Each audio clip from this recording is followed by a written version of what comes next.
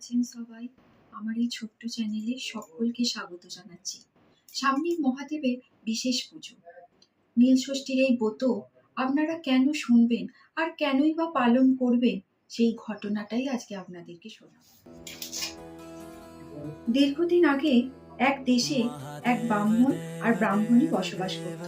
ঠাকুর দেবতার উপর তাদের ছিল অগাধ ভক্তি আর বিশ্বাস। তারা প্রতিটি বার ব্রত মন দিয়ে পালন করত, সকল দেবতাকে মানত। কিন্তু তাদের ভাগ্য এত খারাপ ছিল যে তাদের কোলের কোনো সন্তানই বাঁচত না। ছেলে বা মেয়ে জন্মাবার কিছুকালের মধ্যে সকলে মারা যেত। এই নিয়ে তাদের মনে ছিল অশেষ দুঃখ।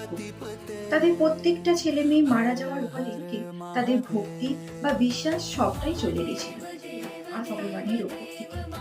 তাদের সব ছেলে মেয়ে মারা যাওয়ার জন্য তারা স্বামী স্ত্রী দুজনে মিলে কাশিতে চলে গিয়েছিল মনের দুঃখে।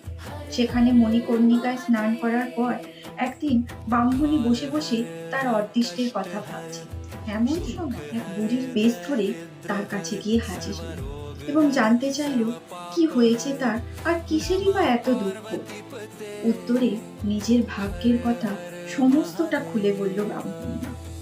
সে বলল যে সে আর তার স্বামী সকল ঠাকুর দেবতার পুজো করত আর সব বারব্রত পালন করত, তবুও তাদের কোনো সন্তান বাঁচেনি।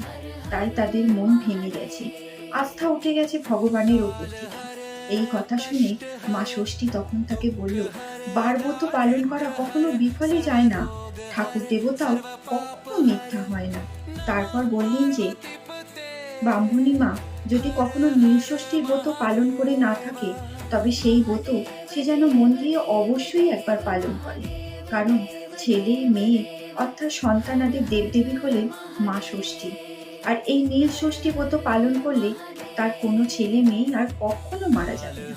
এই কথা শুনে ব্রাহ্মণী মা তাকে এই ব্রতের নিয়ম জানতে চাইলেন। তিনি বললেন যে সারাটা চৈত্র মাস ধরে শিবের পুজো করতে হয়। চৈত্র মাসের সংক্রান্তির আগের দিন উপোস থাকতে হয় এবং শিবের মন্দিরে গিয়ে প্রদীপ জ্বালতে হয়।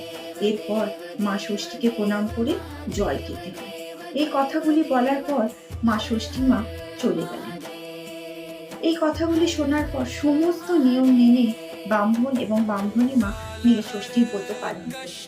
দেখতে দেখতে তাদের কোল ভরে উঠল, সন্তান এলো, ঘর আলো হয়ে উঠল, আর কোনো সন্তানই তাদের মারা গেল না। তারপর সেই ব্রাহ্মণের খ্যাতি চতুর্দিকে ছড়িয়ে পড়ল, ধন ঐশ্বর্যে ভরে উঠল তার সংসার। তারা সুখে ছেলে মেয়ে নিয়ে ঘর সংসার করতে লাগলো। এই ঘটনা চারিদিকে ছড়িয়ে পড়তে রইল। এই হলো এই ব্রতের মাহাত্ম্য। পুত্রবতীরা বা কন্যা সন্তানের মায়েরা যদি নিয়ম মেনে ভক্তি করে এই ব্রত পালন করেন, তাহলে সন্তান কখনো অকালে মারা যায় না আর পুত্রকন্যা শোক ভোগ করতে হয় না। ধন ঐশ্বর্য স্বামী পুত্রকন্যা নিয়ে সকলে মিলে সুখে ঘর সংসার করে।